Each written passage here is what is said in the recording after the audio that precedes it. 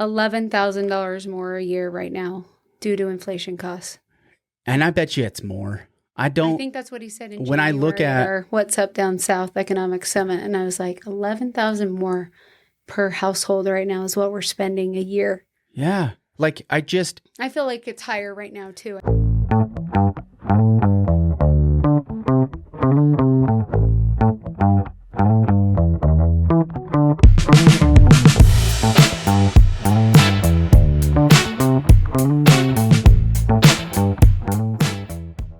Hey, everybody. Thanks for tuning in to the 435 podcast. I'm your host, Robert Macfarlane, and today's conversation we had is with the Athletic Development Officer and Executive Director of the Trailblazer Club for Utah Tech University, Wendi Bulkley. She is a great community member that has supported so many different programs here in Southern Utah. She ran for St. George City Council just last year. We talk a little bit about that. We talk about affordable housing. We talk about some important things to Southern Utah from her perspective in all the years that she's been here. So we hope you get a lot of insight and more about what's going on at Utah Tech University. We're a D1 athletic school, so there's a lot of growth happening there. So we had a great insight as to what's going on there. So enjoy this episode. Make sure you hit like, subscribe, share it with a friend, family member, spread the word for us. We're so grateful for our supporters right now. Even rate us if you're on Spotify or any of those places to do it. That helps us keep us rolling. Thanks to our brand sponsor, FS Coffee Company. Make sure you go check them out. They're right downtown on Main Street in Tabernacle. Brand new business.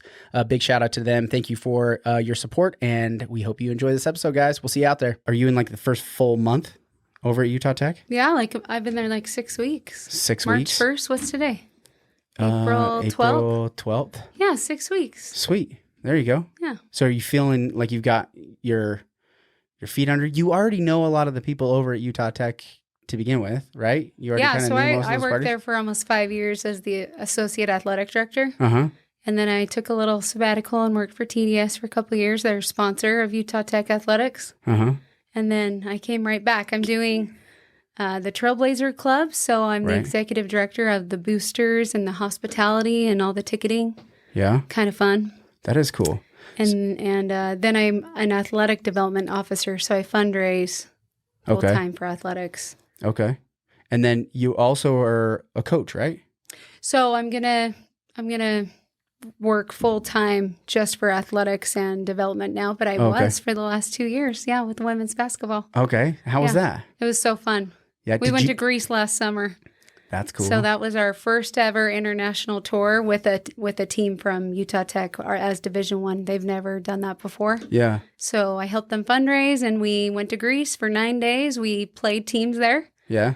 And then I come back and I helped them run their Fast Break Club, which is also boosters and ticketing and special events, access to the team, a lot of their meet and greets. I help the girls with all their community service and stuff like that, special events. Is that part of like their scholarships and things like that, is doing like community service, or that's just kind of the program? The program is giving back to the community at some capacity. Yeah, most student athletes, they're required to do at least 10 hours of community service a year or more, and the head coach over with women's basketball, he wants them engaged in giving back and getting to know the community. So they do quite a bit. They do probably double that. Oh, nice. That's cool. Yeah. So did you go to school to work in this kind of a capacity? Like take me back to... Oh, yeah. Well, I started out at Dixie College and I got my associate's degree in business. Mm-hmm. And I was student body president there. Way to go. I really built some connections there and I fell in love with the school. And I'm like... Mm-hmm. Gosh, I got to find a way to get back here. I would love to work here. Mm-hmm. But I went on to UVU and got my degree, my bachelor's degree in integrated studies. So I got to pick my majors. So business leadership and outdoor recreation management. And I kind of mixed the two together, had a lot of fun. I came back to Washington County and started building the Washington City Community Center. Okay. So I ran that as the director for 13 years. And then I moved on to Dixie State Athletics, and I did that for 5 as the associate athletic director. Okay, cool. And then I got recruited to go to TDS for 2 years and do their marketing for Utah and Nevada. Yeah. And I got to know them really well because they were sponsors of Dixie State Athletics at the time. So yeah. And I had a blast with TDS. Yeah. Seemed like running a cool all job. The community events. We sponsored almost everything. We sponsored SUU and Utah Tech and all the high school sports. Every city festival. I think I got to join almost every board there was, within the past few years, nonprofit boards, St. George Chamber Board. I was the past chair for the Washington area chamber. So super fun. I got to be really involved, network a lot.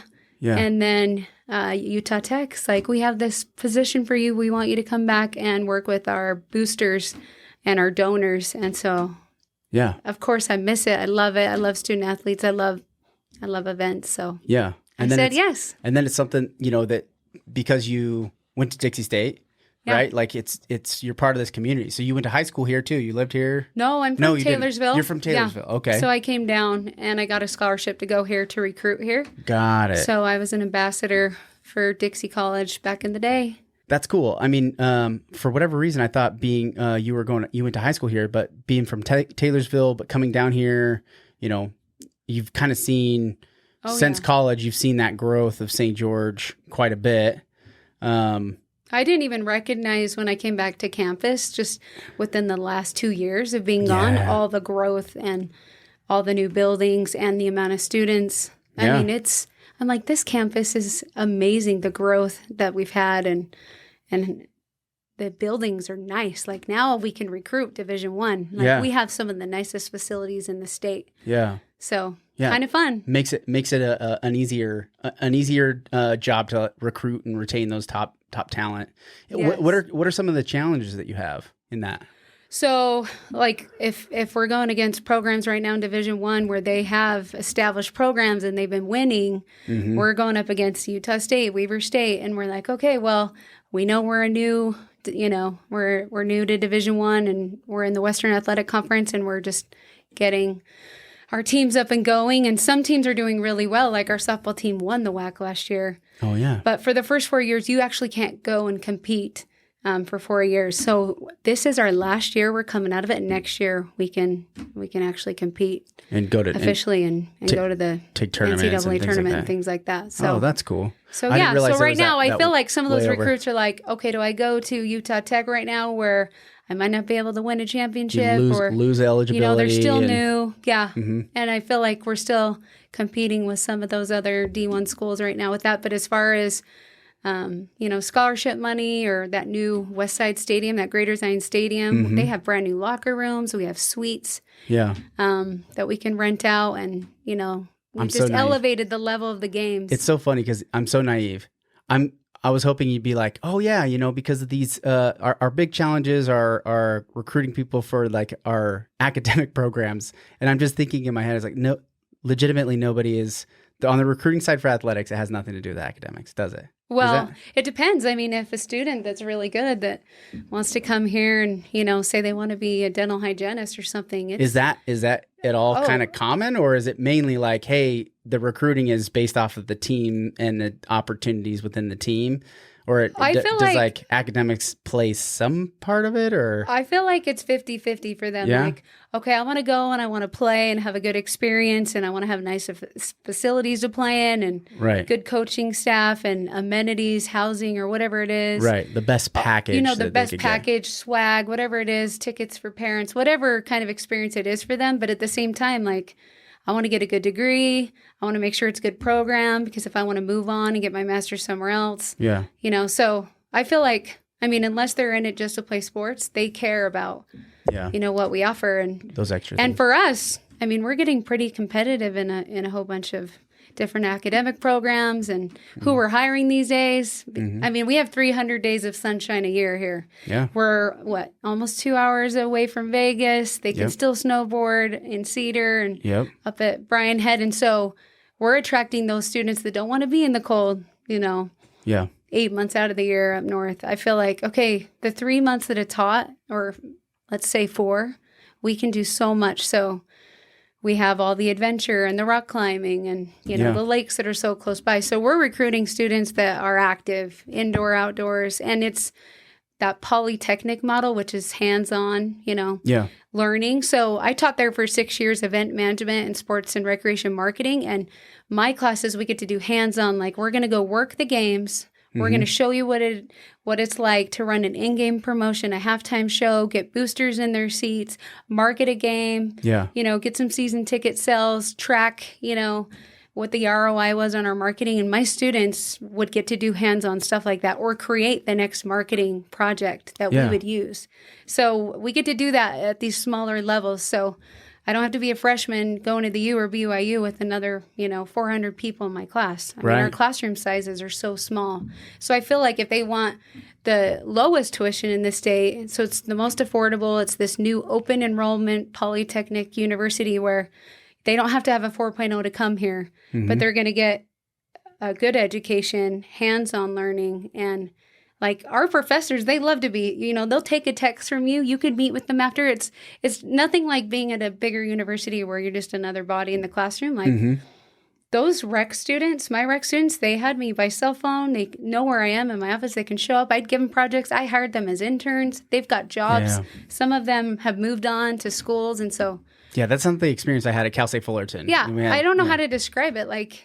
Yeah, it's a perfect mix right now. Or it's not too large, but we're getting all those new amenities and the growth is awesome. And so it seems like it's a tough balance too to find. It's almost analogous to the city, right? Just the town and Washington County as a whole is, there's a lot of benefits to the growth. Yeah. And then, but you also don't want to get too big, right? Getting too big, and then all of a sudden you get lost in the size of it. So how do we?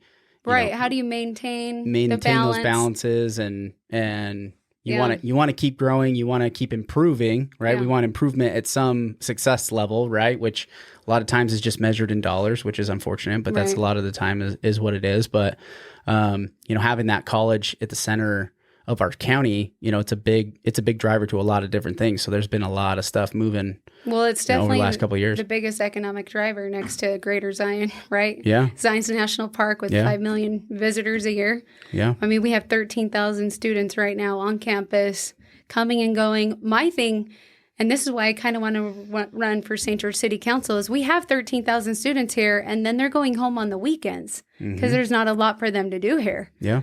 Like besides attending games, and if they're lucky, if they can get a part-time job while they're going to school here, but they want the shopping, they want the nightlife. We don't have a lot of that entertainment aspect. And so they're going to Vegas, they're going up to Salt Lake. They're not going to stay here on the weekends unless we can provide some of that. And we need the money to stay here. So I would love to somehow, build that walkable downtown or have the entertainment going on and festivals when we can, just to keep our students that are already here 9 months out of the year or longer.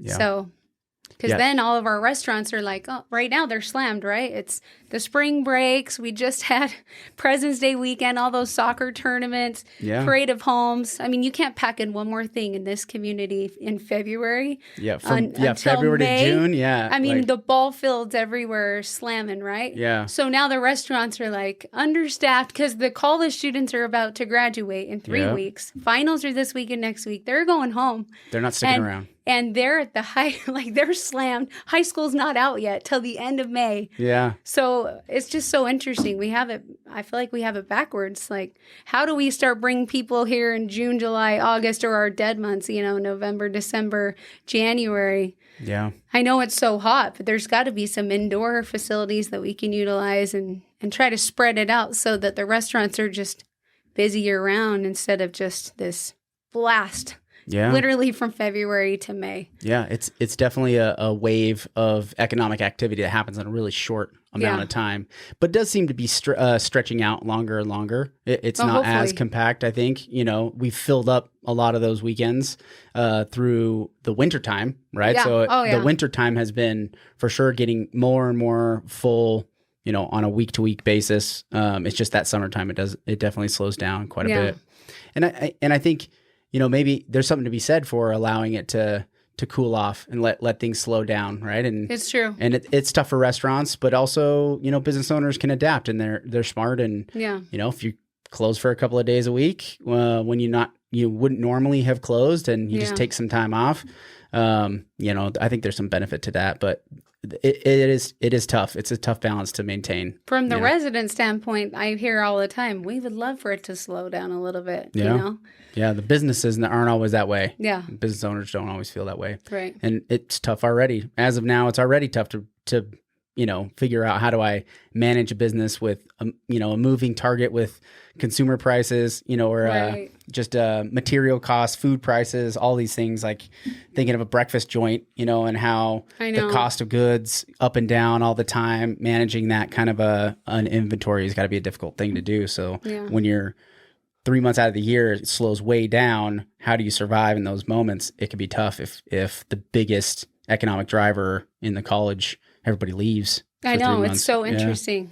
So, but I think that's that. It's the climate, right? It's the environment that we're in, Yeah. and we've always kind of struggled to figure out what are the economic mixes. But it seems like we're growing on the tech side of things. We're bringing in businesses that employ a lot of these graduates. That way they can get jobs here and stay here, internships and things like that. Adding new programs like master's degrees, and maybe these students won't stay for 4, they'll stay for 6, and they'll work here year round. Yeah. So with the growth and with all the new business coming in, hopefully we can retain a lot of these college students, and they want to stay and get their master's degree with us too. Yeah. Well, take me through, I know this is looking in the rearview mirror a little bit, but you ran for city council. Yes. What was that like for you? For somebody who ran and didn't win, not that this is like a, I don't want to drum up old sad feelings, because I'm sure it was disappointing. I know it was hard for you. Oh, that was tough. Yeah. Yeah, it was hard for you. But. Well, 3 incumbents were running, so that was tricky. And then 2 ended up winning. This was the highest, 18 people we all... Yeah, there was like 18 that had signed up to run. And I was like, oh my gosh, this is the most I've ever seen run. Yeah. So for me to get 7th out of that, I mean, we had a couple drop out, towards the end. I think there was 14 at the end. So just dead center in the middle, come up 7th, and the top 6 get a move on, to the general election from the primaries. That was tough for me. Yeah. Especially when one of them dropped out at 6th place. Yeah. And then I couldn't run after that. Everyone was like, oh, you do get a run. I'm like, no, it has to be so many days before a general election. I think it had to be 51 days or something. And he dropped out like 11 days too late, 10 days too late. And so dang it. It's okay. Like, I learned a lot. I think what I love the most is just getting to know a lot of people within the short amount of time, trying to hear their needs. And that was fun for me, because I have worked for a city before and 3 different councils and mayors over at Washington City. And I know what the budgets are like. I did economic development for them for a few years. So I understand the budgets, the municipalities, how it all works, all the back end. I mean, running leisure services and the parks and being a part of the community center and events. And I started to do their marketing and city festivals and expos. Like, I got to know the residents really well, and you get to know them. And I'm like, man, I would love to do this one day. And I moved to St. George City 16 years ago. I was living in Washington City while I was working there, and then I moved over to St. George City, and I'm like, man, I would love to be involved. I got my master's in public administration from SUU. Yeah, oh yeah. And so I'm like, one day I'm going to do it. I grew up and my dad was the mayor of Taylorsville, and so I'm like, I want to be the mayor one day. Yeah. Big dreams, right? Yeah. So I thought, well, I just had this impression that I needed to run, and so I just threw my hat in, and some of these people I found out had known for 2 years, and they were planning. They already had their signage, they already had their slogans, their campaign locked and loaded. Yeah. They knew who the landowners were to put their signs up fast, so I felt like I was just running constantly. I didn't really sleep during those 2.5 months. It was during June where it's so hot out, and you're pounding those signs.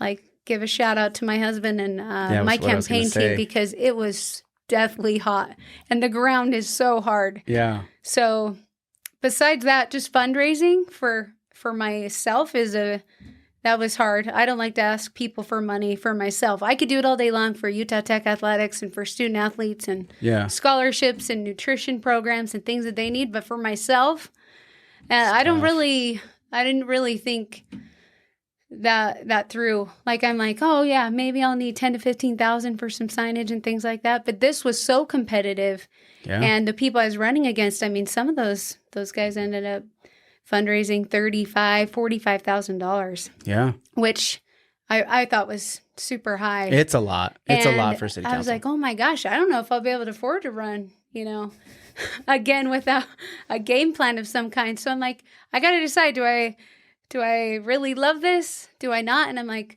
Well, hopefully people know that after running that my heart is in it for the right reasons. Like I wasn't a real estate agent. I'm not a business owner, so I don't have any of that going on.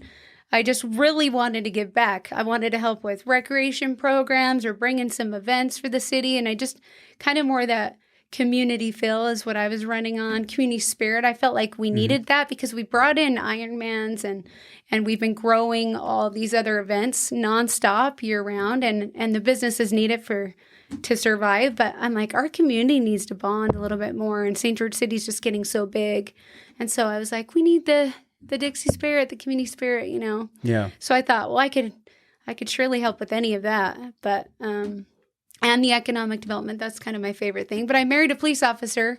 So public safety, I was noticing over the last few years is a major priority, top priority for me and my family and for officer safety. And so they need adequate funding and budgets need to come first. So I'm like, you know what? I feel like my heart's in the right place. I'm just going to do it. Take a crack at it. And so I met a lot of people and I learned a lot of what their needs are. And a lot of them are scared. They don't want to have that growth coming in. And then all of a sudden we can't accommodate for transportation, or everyone was nervous about the water. They are all the time. I mean, we've been hearing it for years, but 100 years. 100 years. I think if you go back to the journals, we've been having discussions at City Council about water pretty much from the beginning, every year since the beginning. You're right. It's never stopped. There's never been a time when the conversation hasn't been top of mind on water. Yeah. Like truthfully, like you go back to the journals, you go back to, the historical, records of it. Water has always been a part of the conversation.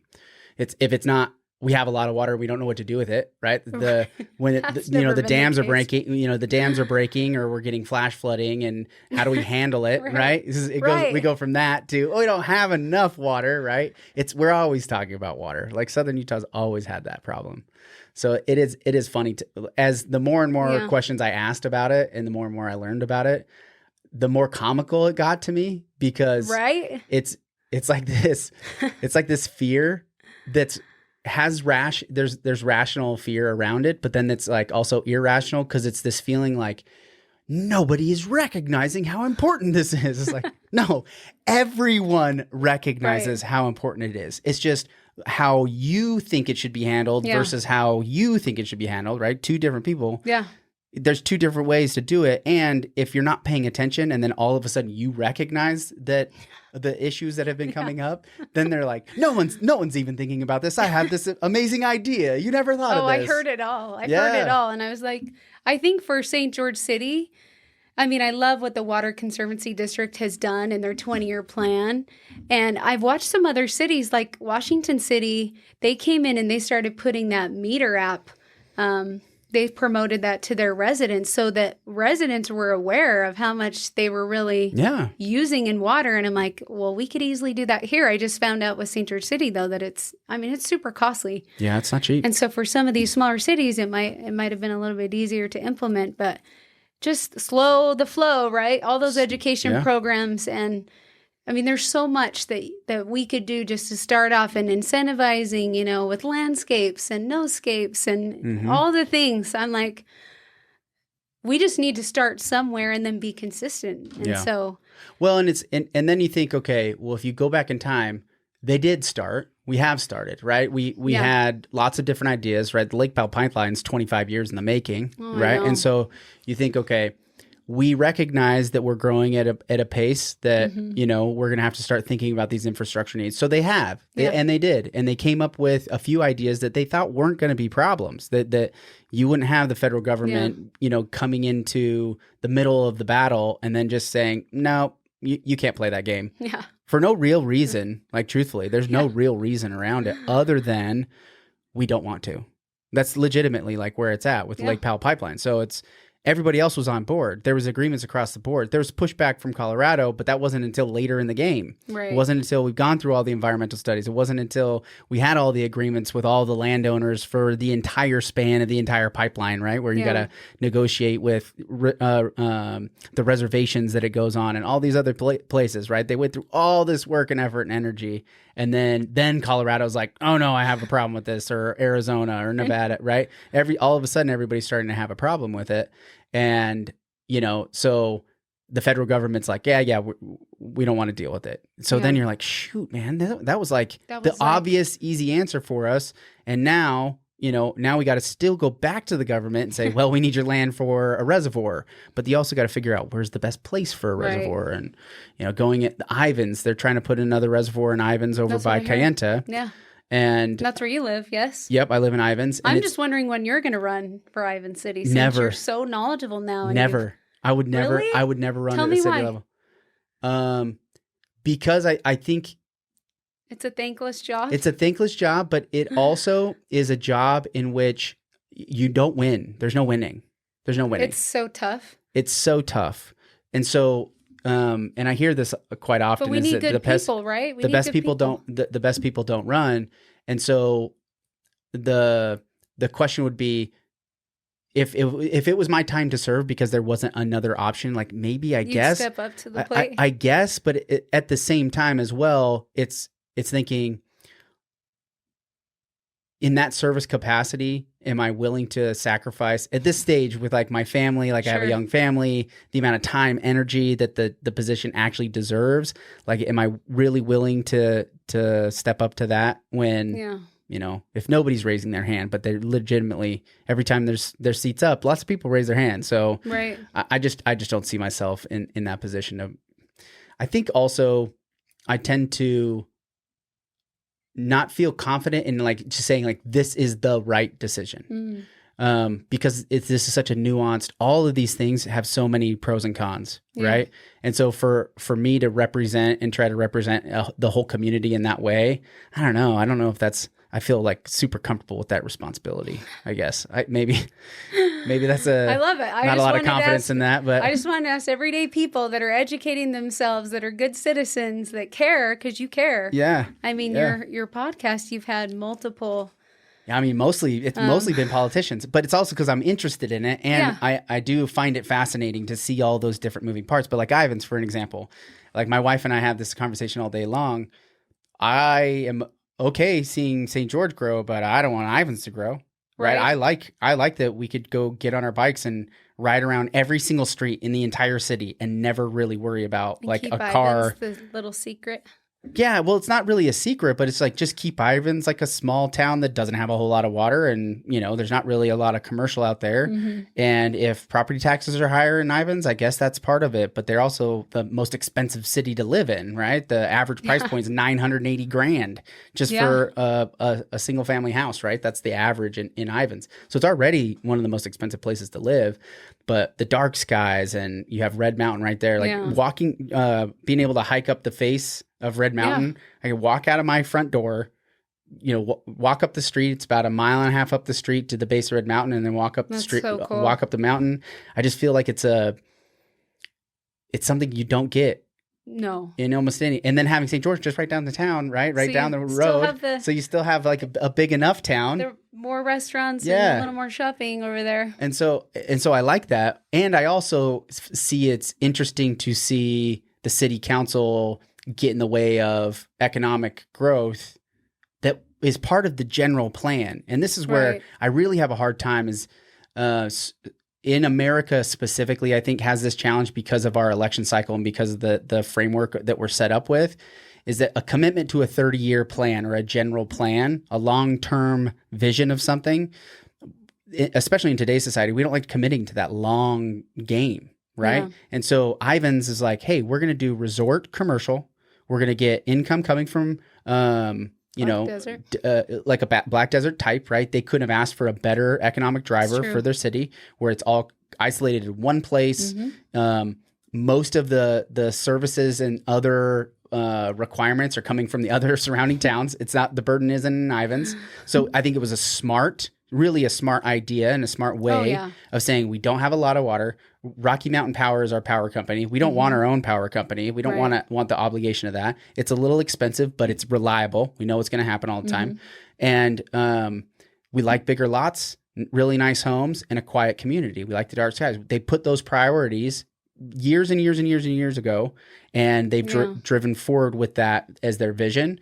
And if I looked at, because I'm a county delegate, and so you are. Yeah. Congrats. So our Ivan 7 is the newest precinct. Okay. It's crazy to look at. That's cool. I got a download from the Republican GOP, the whole list of all the people in our precinct that are registered Republicans, and it says when they registered for the first time. And what did you find out? And only 90 of the 700 has registered. So I'm guessing in Utah is where this goes back. In Utah before 2020. Oh my gosh. That's crazy. That's crazy. 90 of the 700 had registered before 2020. Wow. That's wild. Wow. And so and this is just one precinct in Ivins. We're precinct 7 in Ivins. So there's 7 precincts in Ivins. And so, 1 through 6, that story is probably similar. There's a couple of areas like in that really like around City Hall, like that center of town area. That's probably not the case, right? And maybe a couple of the other, like Padre Canyon is a little bit older and some of these other communities. But I thought it was so fascinating that not only were they just a new residents to Ivins, but they're new residents to Utah, right? They're new Republicans in Utah, like really freshly new. And that really impacts and influences that general plan, right? And so we think of St. George and how do they drive forward? They still don't even have a general plan. We have this downtown plan that hasn't really been codified and solidified into the downtown zoning. And what's the plan for downtown look like, right? They have they brought on a third party consultant, right, to give them direction on how do they get that. Some 2040 plan that they it's not fully codified. It's not fully codified, which to me I'm just trying to understand what is happening. And maybe it has in the last couple of weeks or last couple of months. Yeah, new council before January. This was during the city council. This was during the race. I should have asked the mayor when she was here last, but I was just so surprised that they had gone through this effort and energy. It was like a 2-year process, and then it still wasn't like officially there. And we need that kind of long-term view because till they got you get a lot of new people in, and maybe they held off. Maybe that was it. But they only got one new council member, so it didn't change a whole lot as to who's on making decisions. That's true. So very true. Making those decisions is tough. It is. Balancing growth with no growth when I'm sitting here like I like it's being a small town. I don't really want it super busy and but a decision to live in a downtown, because the alternative, like if we were to live, I want to live like right in the center of downtown St. George, where I could like walk to the Smith's marketplace or the grocery store there. If there was a few more other accessible stores that we would probably need, would be perfectly ideal, and we have the space to do it. But that density, like either get really dense to where I could literally walk everywhere and never really have to get in the car. We like that. Or be out where it's really quiet and be able to be in the outdoors. I like kind of like those two perspectives. But I think most people here around town, they like that too. I think they either want a quiet community with nothing, or let's just have it be urban and I'll just walk around and, maybe take a scooter or something like that. Yeah. But we're still kind of stuck in the middle. Yeah. Right? What do you see? What do you see us doing? Where do you see St. George growing? How do you see it happening? Well, I have a 19-year-old that just moved out, just graduated from hair school. She's living with roommates. And these girls that all just graduated, they want to work here. They want to stay here. And the housing is kind of what I wanted to get involved with. So now I'm on with you. I'm on the hack. Yeah. I'm on the public awareness co-chairing that committee. And I'm like, what are you guys going to do, or what's coming down the pike? Because I wanted to see, like, how are they going to help with attainable housing right now? Because I do want my kids and my grandkids to live here, and I don't know if that's a reality. Right now, it's not. I can't even recruit a coach to come to Utah Tech and then, pay them a decent salary, but then, for them to even find a house that they could afford here is just crazy right now. Like, it's challenging. Mm-hmm. So we need to recruit, new faculty and staff and all these coaches now with all of this growth, but they can't afford a house. They can't find a house. And so I feel like that's my main concern. So as far as the growth with like St. George City, I live out in Little Valley area. over by. I call it suburbia hell. Okay. But a lot of people really love it. It is beautiful. Yeah, it is. Lots of beautiful It houses. is. I'm out by that new Red Cliffs Temple and in Serenity Hills, and I'm like, man, we really need a rec. We need a rec center out by us now. Serenity Hills. The rec center downtown does not suffice. I mean, I ran the community center in Washington City, this new beautiful 110,000 square foot, facility, and that's become their community's living room. They're raising generations. They're getting kids off the streets. It's helped reduce, crime, I would say, with building that facility there. It really and does, the health, it's helped improve all the health. The senior couples are out working out, coming to yoga and all the different programs, and the summer camps and the after school programs. Like, I feel like that saved our community. And so now that we're all the Grosso out in Little Valley and Ivans, like, we need other facilities to kind of, help these young families and get these senior couples that are all moving here now, that even have second homes. Like, they want to be active. They are active elderly, and they want more trails and more options. And, when it's hot here, we need indoor facilities. We need indoor futsal and indoor pickleball and. Futsal? Yeah. I have no idea what futsal. Indoor soccer. Indoor soccer. Yeah. Okay. Indoor soccer. Futsal, you've never heard of futsal? I have not. Oh, well. And I mean, I know we can't ever pull off a water park, right? Every investor that's ever come to look is like, there's no way. But why don't we have a water park, right? So we're going to Vegas to Wet and Wild, or we're driving up to Seven Peaks and Raging Waters. Do you know why that is? Like, is it just sheerly like a monetary thing, or is there like a water issue or something? Oh, there's lots to well, talk now about there. There's many problems. Yeah, I think it's there's perception. There's a perception piece to it, because you got to go to the city council and then you got to give a real good case as to why they would be willing to take the beating from the public, right? The city council on having water, right? You'd have to come up with a really good, like, send me those numbers of this magical water park that doesn't waste water, right? Okay, like, that makes sense. And so, I couldn't help but think of like the lagoon in Desert Color. Yeah. And one of the main ways that they sold that big lagoon and the multiple lagoons that they were supposed to have, but we're down to one, we're still only one at this moment. Maybe we'll get to, is the water, the potable water that was out there, owned by Sitla already. The water rights were there. City was not using it already. The water district didn't want to buy it because the use of it was so expensive to treat. And they'd said, oh, well, it's high in alkaline, high in salt. We will treat it on site. The lagoon is it's partially salt. And so it's not potable water, but they can use water that was already out in that area. They're pumping it and then they treat it in the parking lot of that. Right. But it also is being funded by its first Sitla land. So land's free and the water is already free, right? Like, it's the state of Utah. So for a water park to come in and be able to pitch those things, they don't really have any of those levers to pull. It's strictly, levers to pull. Yeah, they got no levers to pull. I know. And so it'd have to be, it'd have to be magical. But since I've lived like 21 years and being a college student here, I'm like, why on earth in the hottest place in Utah do we not have a water park? Yeah. I just don't get it. It's crazy. And so I'm like, man, if I ever had the funds, and now it's just water, right? Like, it will never be. I don't see a world where we were supposed to get a Cowabunga Bay a few years ago, and then that died. I mean, I've seen and heard so many things, and it just never takes off. Yeah. And it's However, Hurricane got that jelly fish. Oh yeah, Jellystone, Yogi Bear. Yeah, Jellystone. It's kind of a water park-ish. It's got like a lazy river and some pools and things like that. And it's an RV park. Yeah, so there's some a lot of water that goes to that.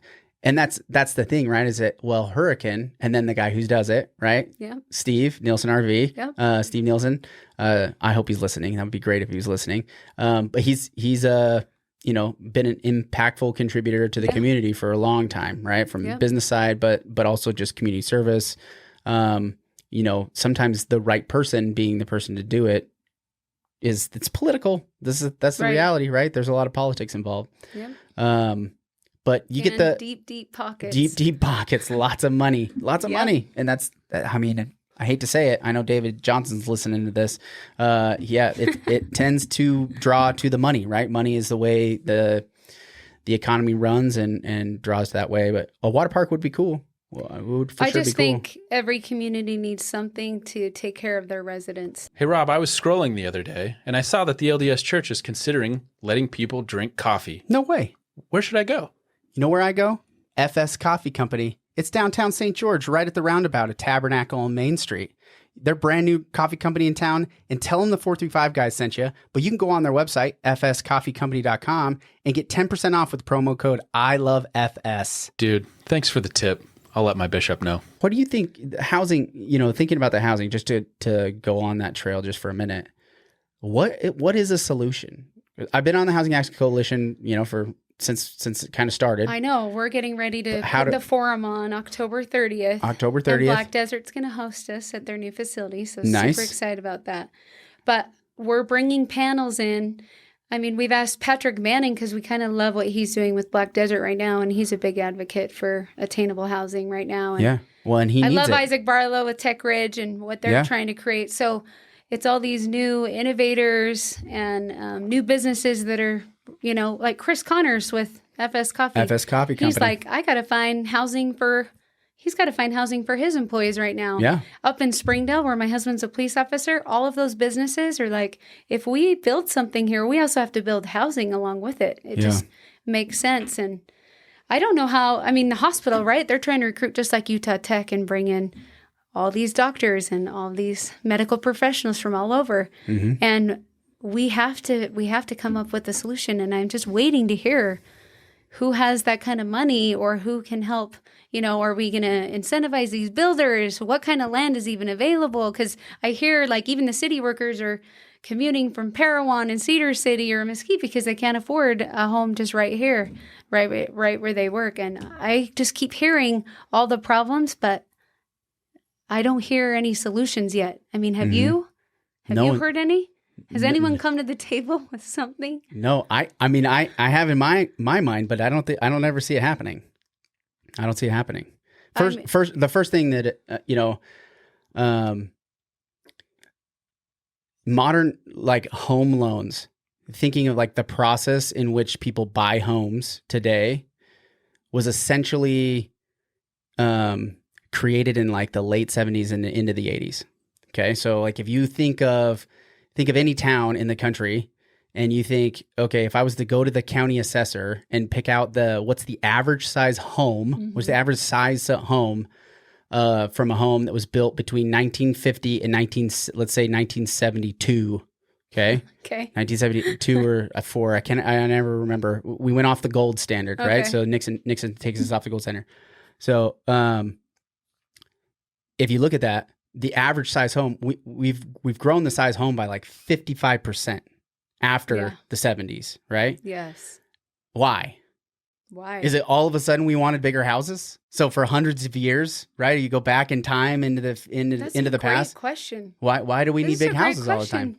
So we started getting bigger houses because now the leverage, the ability to buy a house with the ratio of your income mm-hmm. to the ability to buy the house. We changed the way, so the savings and loan banking organizations were all created in the late 70s into the 80s. Mm-hmm. And then we had a savings and loan, they call it I think it was the savings and loan crash or crisis, right? Mm-hmm. So all these banks started lending out money. This is before 2008, right? This is just the first one. This is the first one that we had, right? Yeah. In 1989. And we didn't learn from it. We didn't realize, we're giving people more money than they really can manage because wage growth isn't matching our ability and our insatiable appetite to mm-hmm. consume and have more and bigger and bigger and bigger, right? Yeah. And if I make more money and I got 20% down, I can go balloon this ability to develop, right? And it in some ways, I think it wasn't intentional, but you want to spur economic growth. You want to develop businesses. You got to develop properties so those businesses can exist there. You have to develop land, right? And I think that the mantra, like back in the 70s, was a home on every lot, right? Everybody, the American dream was to own a home, right? Yeah. Well, it can't just be residential. We could have limited it to just residential, but we didn't. We extended that ability for the banks to create money out of thin air. I'm telling you, this is exactly just out of thin air. They legitimately did. They removed the requirement for the bank to actually hold. So they go off the gold standard. The gold standard was Fort Knox had gold in it, right? And you had to have an equal amount of gold to the notes that you were issuing out to your borrowers. I love this. And then they stopped doing that. Where you laugh? Like, I love it. You knew this. Yep, I know. Why is it funny? I just think it's so great. I just think because the problem. So let me fast. I don't need to teach anybody about this. Truthfully, this is why I listen to your podcast. I learn something new every week. So, I love it. I'm probably your number one fan. I appreciate that. I'm glad you're on too, and I appreciate what you do. It's running for city council is a tough thing to do, and your heart's in the right place. And I think you really care about this community. I was a young mom. I got 4 kids. I mean, it's working full time, and then I'm like, oh, you I have all the help energy. The city. Well, you have the energy, and you're open minded to humble enough to know what you don't know. You're not coming up with like, I got all the answers, right? Like, these are. I think we need a mix on city council. I really thought you'd be a great addition to the city council. Thank you. So I'm glad you came on too, because I love what you're doing at Utah Tech as well. Thanks. The solution with the Housing Action Coalition, right? They have to pay more money to the people that are employed there. It's all ran by the state. Yeah. Intermountain Healthcare, Utah Tech, the governments, they're the number one employer of our county by a long shot. Yep. The government, school district. The government, the state government, the city governments, the school districts, the ones that we pay taxes to, at a surplus, mind you. Yeah. They make more money. The revenue is more, which they've done a great job. And I'll give Brad Wilson and the state legislatures, they've done a great job balancing the budget, managing the budget. They're collecting more and more revenue all the time, and they're not distributing it out in the way that I think they should be.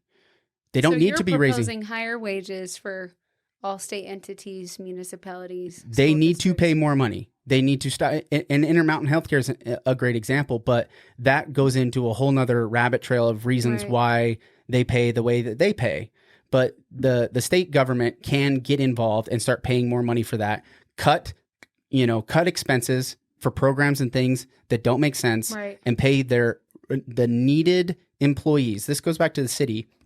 And something I definitely have no argument with the pressure or the challenge to the city council of saying, are you prioritizing the most important things at the top and then going down the list and then what's at the bottom, and can we fund it or can we not based off the revenue that we come into? And, public safety, the police officers having the equipment, being able to attract and retain police officers, the teachers, educators, those people that we're trying to bring in, they got to pay them more money. And then if they pay more money, the private sector will have to compete for that pool of talent, and then they will have to pay more money. Will they raise their prices of their goods?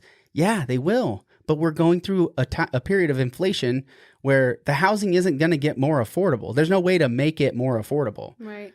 You can't just give people land, right? I mean, the federal government could just give us land. That would really help, but they're not going to do that. We know that's not going to happen. And so we bang our head against the wall of like, well, what can we do? We raise money, and then if we subsidize it to, it truly is, and it has nothing to do with what class it is, but if you subsidize it to somebody that isn't showing their value in the marketplace to make more money, right? If they can't make more money at their job, but then they just get it from the government, what are we doing? What are we teaching ourselves, right? As like a community, we're not doing anybody favors by just giving money out, right? That's why I love Habitat for Humanity. It's like, you bring people together, but they just don't have enough. There's just not enough resources to do the scale that they need to do. But we just have to pay people more money, right? The employers, that wage needs to start going up, and how to do that, and what's the fair way of doing that. But I see the problem with affordable housing in Washington County goes back a long time, goes back to a supply thing from a long time ago. The housing market crashed. We lost a lot of workers. cost of labor goes up ahead of the actual value, but then you get people coming here from all over that have money that are driving those prices up, right? And it's not the people that are working here, it's the people that don't work here that are driving those prices up.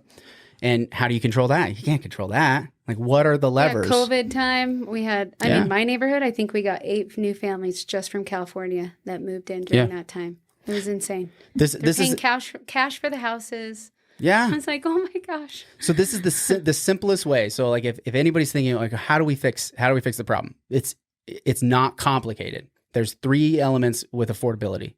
It's the median price of the home. Yep. The interest rate. Yes. The wage. Those are the only 3 levers that you can work. Can we change the median price of the home? Nope. There's legitimately nothing that we can do, though it's market forces, supply and demand, aside from going back into the 80s and not letting these banks give loans out at the clip that they were. Would have had a slower growth, right? It would have been slower, but it would have been more stable as we grew, right? It wouldn't have been a right angle hyperbolic curve as if you look at wage growth and rent growth. Have you ever seen a track over time of wage growth versus rent growth? And rent just is a rocket ship, and wages like piddly, like barely move, and rent just keeps going sky high. A lot of that has to do with leverage, right? As a individual, I'm like, man, I can go qualify for this loan, and then a renter can just go right in there and I can start making money. Oh, that's the easiest business I've ever heard of. Yeah, I'll do that. Sign me up. Yeah. Why would they not? If you give them the opportunity, they're like, I will do this for my own individual self. Yeah. It's the whole point of having regulators and government, people to be able to be looking at that and be like, if we do that at scale, if a billion people, if 1 million people do that same thing, what is going to happen? Right. What's the consequence of this? Right. But people aren't looking at it. Our government isn't looking at it like that. They're looking at it one election to another. And so can't change the interest rate. The Fed can. But they only do the prime rate, and then this massive web of financial system that we have, that mortgage rates go up and down at almost uncontrollable rates. So those 2. The last thing is wages. Last thing. And so how do we pave the way? We go to our biggest employers and most important employers and say, how can we get you to pay more money to the community, right? Yeah. But they're working off the bottom line. So how do we get them to change it? With the government, it seems obvious to me. It seems obvious that the government can set that expectation and drive that. With the university, it's making tough choices. But they also have to see that as, is that really a solution that is going to help us in all of these other priorities? Because housing is important. Yeah, it's important. It's keeping us from being able to hire. But what about all these other things that we need to spend money on, I just can't think. So are you saying more than ever before, it's crucial to vote for someone that can represent your views on the state level, that can help with maybe the wage increases with all these major entities? Yeah. Where would we tell people to start? I mean, solicit your local or your state senators, your state representatives. Like, where can you start? How is this going to? I would say we have to decide. This is so weird. I'm trying to think of because you go and you vote, you go and try to vet that person, right? We have so many people on the ballot, right? And then so many other people watering down that vote, because let's say you have 5 people running, but then it goes back to the convention system. So like, if you're in Southern Utah and you're like, how do I make a difference?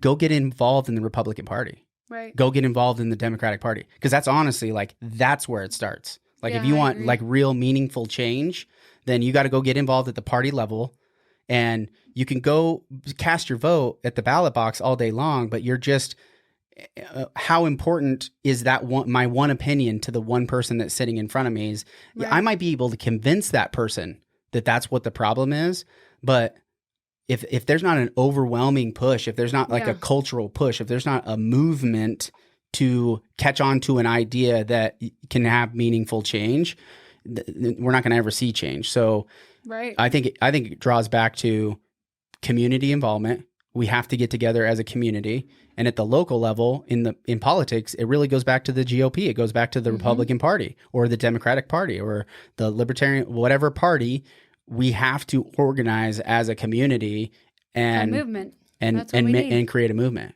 I That's love the it. only way to do it. I love it. We need to put you on the panel for the panel. Housing Action Coalition Expo coming up. Yeah, I don't It's the know. best idea I've heard so far. Well, I mean, I don't even know, because I'm not a finance guy, thinking of like, okay, well, how would you even make those moves?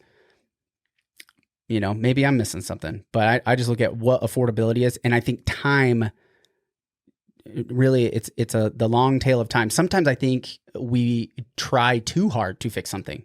And then we have second and third and unintended consequences that happen that we didn't calculate. And then we tried to fix a thing that we actually didn't do anything, but we made it worse. Yeah, we probably made it worse. But that's, if you go back to that savings and loan thing, it was born out of, I'm legitimately believe that it's not out of like contrived malice, right? Like somebody didn't like sit. Now the Federal Reserve, on the other hand, they built this financial system to benefit themselves and keep control, right? The banking system is fully supporting its ability to have an unlimited access to money, and it's an insatiable like monstrosity. But thinking of like these programs in order to try and fix, unintended consequences of what that financial institutions and what these banks have created, a lot of times it's not actually helping the problem, right? Yeah. And I think of like the regulations that happen out of the financial crash, the real estate from getting subprime loans. We learned our lesson because it crashed. It was only because we went through this horrible, job loss and people losing so much money and over leveraged that we were able to learn from that because we were allowed to fail. So like in this moment for me right now, it's almost like, I don't know. I think we got to let it run its track, and like a match, it'll eventually burn out. Right. And then the lessons are going to be learned from that. But I also have a strong belief that, God's writing this story for me. Right. So Jesus and Yahweh are the one that they're the authors of this thing. So like, as much as we want to try to influence all these things, like, the road that we're going on is one that we're just on for the ride. To go on. So we just got to give tough things. We got to learn tough things. We got to learn hard things. Harness in our spending, cut waste. Yeah, cut waste. Build a garden. Learn how to hunt. Get your food storage in line. Yeah. I think it's the simple things though too, is like building that community, like finding something that you're passionate about and then building a community around bringing awareness to it, but really looking out for each other, right? Like going back to what you said about Dixie Spirit. I feel like we are lacking community spirit right now, like more than ever. I would love for us to look out for each other more and spend more time together, or figure out how we can take care of each other, because times are going to be tough. It's going to ebb and flow. So why not like get to know the people in this area? We love this area so much, but what can we do to help enhance the quality of life here? And I was all about the GEO bond. I mean, I was like, yes, besides public safety, I'm for the GEO bond because I want our future generations to have what we've had. And so I got fired up about a lot of that stuff. Those were my platforms, I'd say. Yeah. But really, it was just, I want to get to know what the residents want. I mean, if I'm going to run and represent them, it doesn't matter what I want. Yeah. I mean, it's got to speak to my value system. I got to be a part of it. But I mean, I want to vote in people that feel like they can represent the majority here. Yeah. And sometimes that's not always the case. Yeah. I'll give you, this is the other reason why I would never run, is that I disagree that the majority should be making decisions. Okay.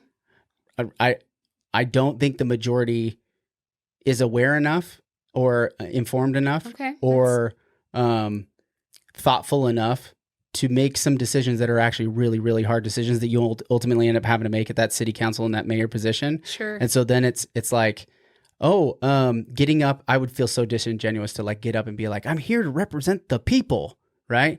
I can't help but be like, I don't know if you are just representing the people or just a group of people, right? Like which group of people are we talking about, right? And so it can be really tough to say, I find these are my values. These are the things I think need to be changed. And that's why I don't think anybody would probably vote for me, because I'd just be like, nah, I don't think we should do that. I think that's a bad idea, right? So it's like the GO bond. I got a lot of pushback from people where I saw both sides. Weren't you kind of against the GO bond? I'm against giving the government money. I'm against giving the government money. It's the only way to keep them from spending it is to never give it to them in the first place.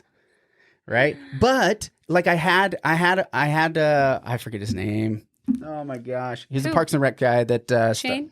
No, he was like our first Parks and Rec guy who started the trails, who issued the GO bond the first time. Yeah. I had him on the show. Kent Perkins. I had him on the show. The legacy. And hearing from him, you know, he comes in, he gets his education in doing this specific thing, right? So you would, of course he sees value in that, right? And it's being funded by the government, right? So it's something that he has a service that he's able to be hired for, because that's what they get paid for. So he sees that vision, but ultimately it's the government is directing him. If they didn't have the money to do that program, then it probably would have never happened. And I'm like, well, I like that it happened. So it starts off as this one thing. It's this good thing.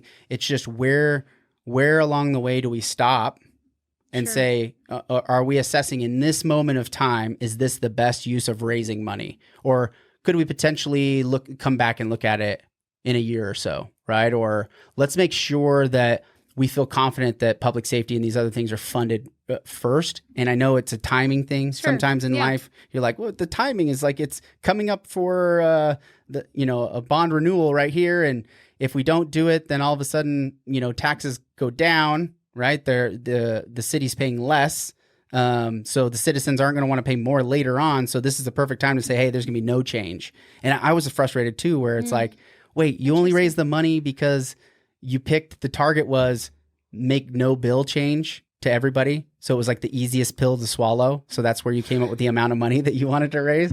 To me, that sounds so ridiculous. Oh boy. Doesn't it? And in my head, I'm like, $60 a year for you to maintain what I have and then continue to take care of, parks and trails and expand. Yes. Sign me up for that. As soon as I said, yeah, I'm game. I'm game to do that. But maybe, what if we all did 80? Or maybe what if we all did 100 right now?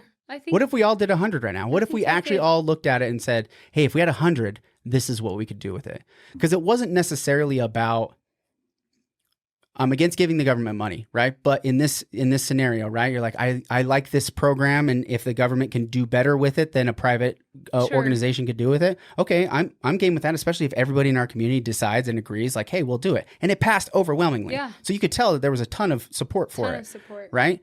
Where on the alternative is like, okay, what if it lapsed? We took a little bit longer to think through this, and instead of saying we're going to try to just run for enough money to where it just doesn't change anything because it's the easy pill to swallow, what if we really thought through it and the city voted and we doubled that amount of money and we were able to do 10 times the impact? What if we were able to use that money in 10 different other ways and built benches and sun covers at every bus stop for the community to be able to go out in the trails and take the bus to Springdale and maybe go work in Springdale? Like all of these things that we could have done with a bond like that. So you just wanted them to slow down a little bit and reevaluate, and then what's the hurt in taking an extra year? Do we really have to renew this right away? Yeah, why couldn't we have started this conversation 3 years ago? Be like, hey, it's going to come up for renewal in 3 years. Let's get the community involved and think, okay, well,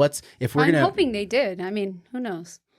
Do you know? Have we? I mean, I don't live in St. George, so I was in Ivan, so the whole time I was on the sideline, like, count. I don't care. Your whole perspective. You guys should vote for it. I don't have to pay for it. But it's the principle of saying, I know for a fact that they might have considered for 5 seconds, should we actually try to raise more money?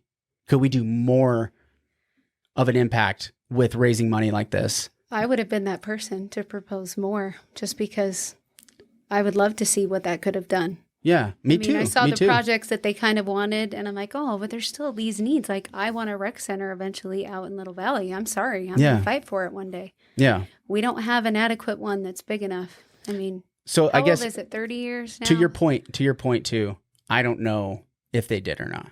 So I'm making the assumption that they didn't go back and maybe they were planning on that, but how involved was the community, right? Versus, it feeling like it just kind of came up and all of a sudden there was a website with all these things and this priority of trails and parks that they planned on doing. It seemed like that just got popped up out of nowhere. Sure, it was interesting that the city had to play a neutral role in all this.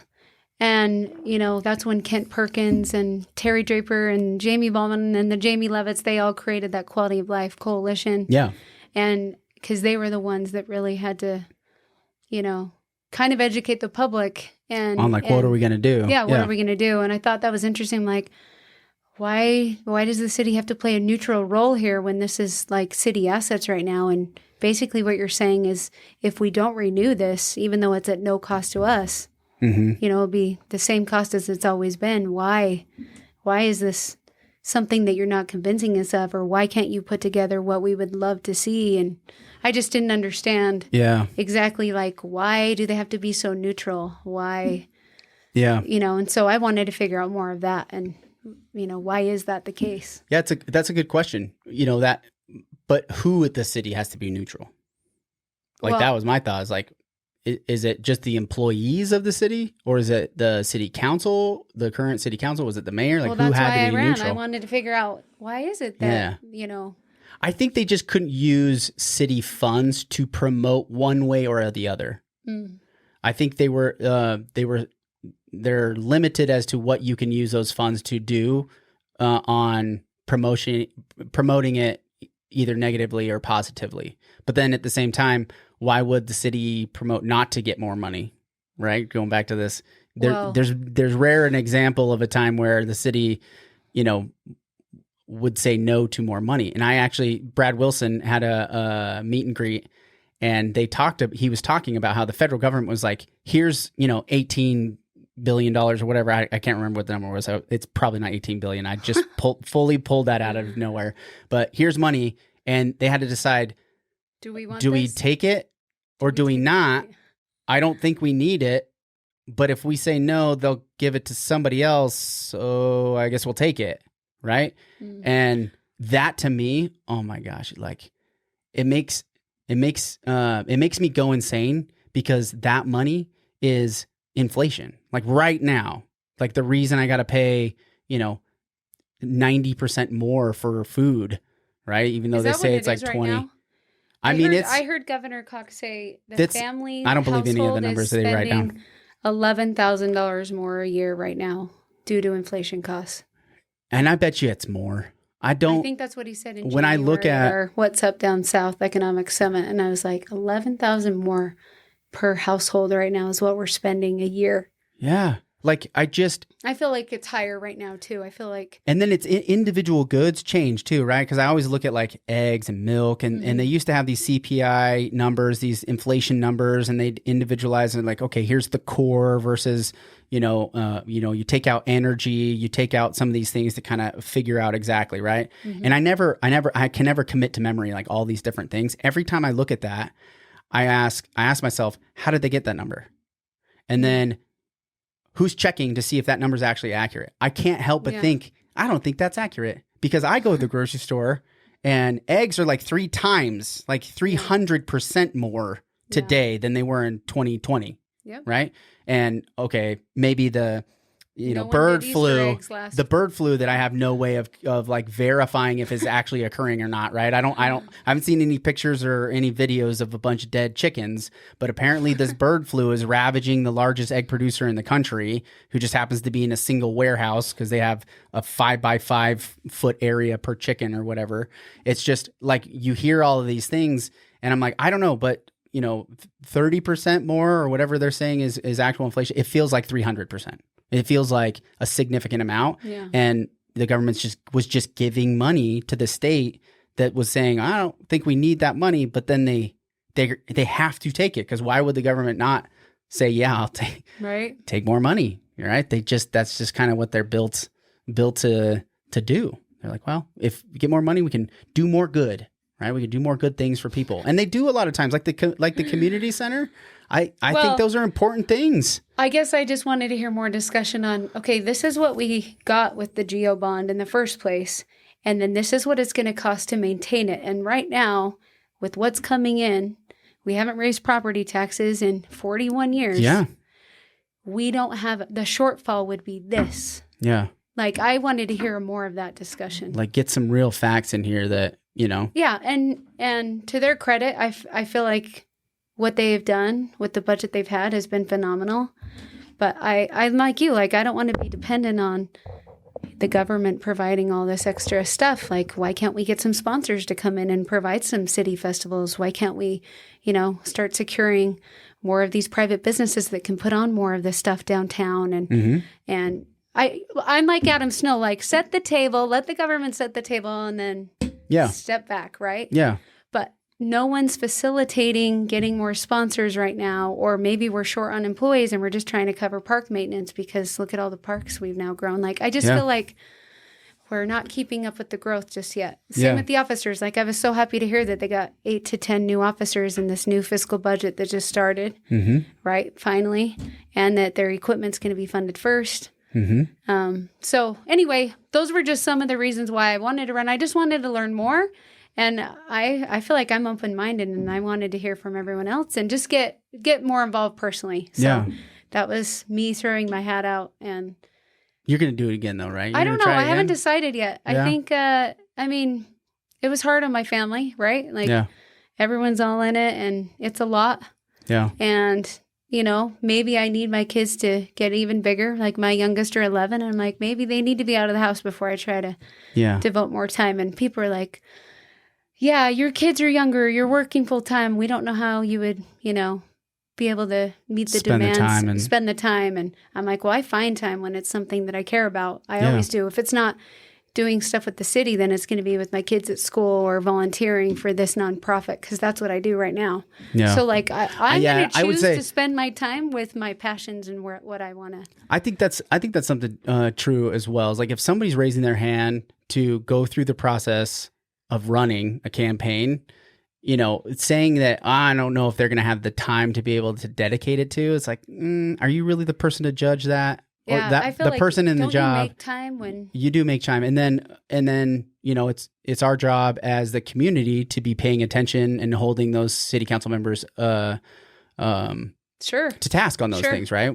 Us staying involved. But it's funny how so many people have these big loud voices on Facebook, but when it comes time to actually trying to take action and provide solutions rather than just taking a critical role and just spewing out, hey, these are all the problems, like what would be a solution to it, and like getting involved in the community and being on boards and stuff, all of a sudden they don't show up for any of that stuff. They want to just watch and then just yell insults or be bullies critique behind the computer be screen. Exactly. That's why I was like, meanness. well, then I'm going to run. I mean, we need good just people to run. I'm going to run, and I'm going to figure it out and learn, and I love that about you. I love that. I mean, I feel like at some point we all need to kind of step in, and I think it's a cool rule at Utah Tech, though, that you're filling in, because I think it's giving you a connection back into the community, right? Because Southern Utah, and being from here and helping grow that Utah Tech community, it's like it or not, it is a pillar of Washington County. It has to do well. It can't not do well. A huge right? economic driver. It's a huge economic driver. We have humans living there in this mini city right there on campus. It's a community driver. They could be your workforce. Yeah. They could be. They don't have to be the kids at the school either. This is the other thing, is like, how do we bring the community on campus and the campus back into the community? And Innovation Plaza is a great example of how that shows up, right? Yeah. And I think there's a lot more of those opportunities. But sports brings people together too. And like, I went out to the baseball game just a week and a half ago. Rio Grande Valley University, it was like, because they're part of the WAC, and they're a newer college as well. But watching, I love baseball. So live baseball. Do you really? At a solid level is good. So like the amount of athletes that we have 400 student athletes, and they are fun to watch. And they've chosen us. Now they're here with us for at least 4 years.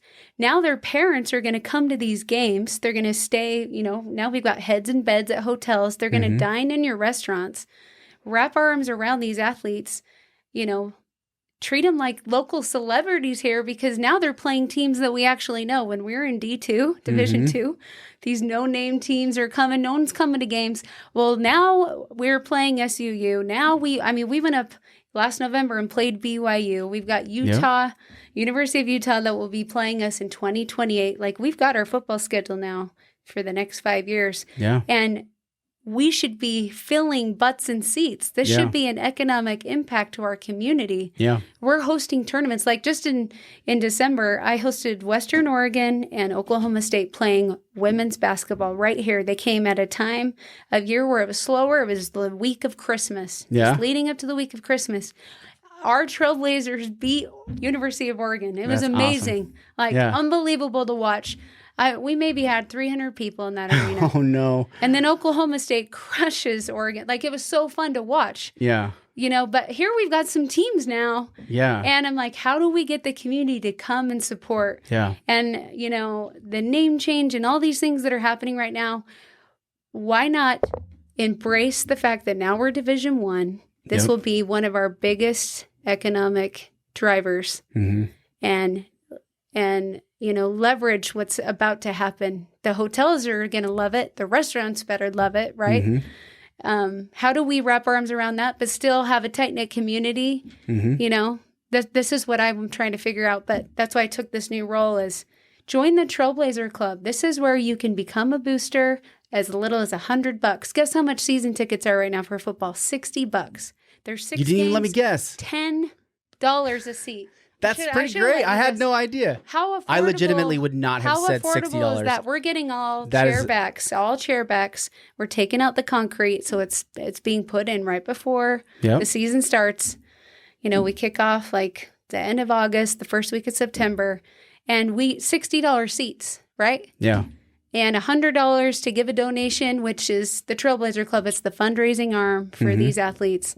And what a great way to come and spend time, support your community, create memories with your kids, your grandkids. There's so many. The Trailblazer Club, like, if they wanted to be involved, where do they go? Where do they start? Yeah, they just call Wendi. Me. Call Wendi. 555. Yeah. 1212. We have as little as $100, or if you want to have great parking at the games or eat in the suites and have hospitality, you want to bring in your donors, your sponsors, maybe bring your employees to a game. I've got all levels. That's awesome. All of it helps raise scholarships for student athletes to be here.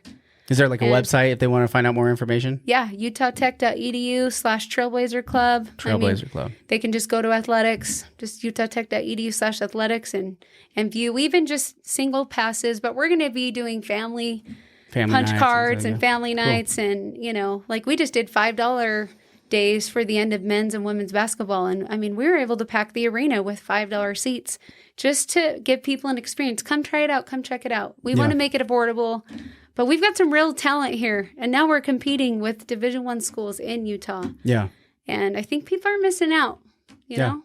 I think so too. They're going to come around, right? I think it's a building, slower process, right? 4 years, with the, I didn't even recognize the fact that they couldn't really compete. There was like this kind of 4 years. Yeah, this blending in, opportunity, and we're just coming to the end of that, right? This is finally our year. Yeah, so coming in September. So this is going to be a big push. Our time to shine. If you're part of the community and you haven't really gotten actively involved in Utah Tech sports and all, this is a great time to do it, because we're going to start to see a lot of changes, right? Yep. D Week, we didn't talk a whole lot about that. Oh my gosh. So just finished up. We just finished, because this is going to come out Tuesday. Yeah, you're right. Next we have our big carnival and today's Friday. What's today? The Great Race. 12th? Today's the 12th. The 12th, Friday the 12th. So we had a carnival today. Tomorrow we're whitewashing the D. That's nice. Tradition. Cool. Yep. So our birthday with Brooks the Bison was Monday. Okay. So they brought out food trucks and live entertainment and vendors and did free cake for the community. Every day they've had something. Yeah. That Miss Trailblazer, with the homecoming. Like homecoming is Utah Tech, Miss Utah Tech, but we have a D week where there's a D queen, and it's based on what she does for the community, her academics, her community involvement, everything. So they've had pageants. So this whole week has been something every single night. Yeah. And it's not just for the students on campus. It's to bring the community to campus and vice versa, and to bring back alumni. Mm-hmm. So we've got a lot of alumni coming tomorrow to whitewash the D. But I love it. this That'll be isn't the cool. end. Commencement's coming up. Our big, graduation End of the ceremony, year. May 3rd. Yep. So- Who's the speaker? I don't even know. I should have checked. That's okay. Oh my gosh. That's okay. Yeah. I'll find out for you. Yeah. Well, I'll check it out more. Yeah. That's pretty cool. I think D Week's a cool thing, and that this is another one of those community things, right? That in my head I was like, why do they always do it this time of year? It seems like is D Week specifically because it's not homecoming, because homecoming's at the beginning of the year. Yeah. Homecoming's in the fall. D week's spring. It's just the spring festival week. Festival week. Yeah. Yeah. It's our celebration. It's our birthday. Yeah. It's kind Okay. of, That makes sense. That makes sense. why we celebrate. And the alumni board, I'm on the alumni board. I love it. This is where we have a traditions app. That's cool. And there's so many things that you can do to get involved. And Nice. anyway, there's always something there. They just had their Spring Fest and this giant Easter egg hunt. And so I feel like if you're a community member or you've just moved here, there are so many free things to do at Utah Tech. I mean, they provide the trunk or treat activities. Yeah, that and, was fun. I Car mean, show. I just feel like if you don't know if you're looking for something to do, you should go jump on utah.tech.edu, because there's something All the time. every single weekend. Yeah. And your kids will love it. Your grandkids will love it. That's and true. if there's not an event, there's a ball game. There's 110 home games a year. We got 14 teams. Yeah. So That'll be awesome. a lot going on just right at the center of downtown. Well, you keep me in the loop on what's going over on at Utah Tech. Thank you for Yes. serving the community in all the ways that you do, because I know that there's a lot that you do. Thank we didn't you. even get a touch on today, but I love it. It's fun. you can come back on here anytime. We can chat more. All right. Thank All right, you guys. so much for having me. Enjoy this episode, or we hope you enjoyed this episode. Shout out to the Exxon on Main Street in Nephi. My parents were just driving up there today. Awesome. And my dad's wearing the shirt, and he's like, oh, I listened to that podcast, and he's a fan. So shout out to the Yes. owner, Exxon in Nephi. That's Thanks so for listening cool. to the show. It is cool. I like hearing that there's people I don't know that listen to it, because sometimes I think it's That's just the people awesome. that I know. So shout out to all those people out there that I don't know. Leave a comment. Let me know you're there. Hit like, subscribe. Give us a rating, like 5 stars. Please don't do 3. But yeah, we'll see you guys out there. Have a good week.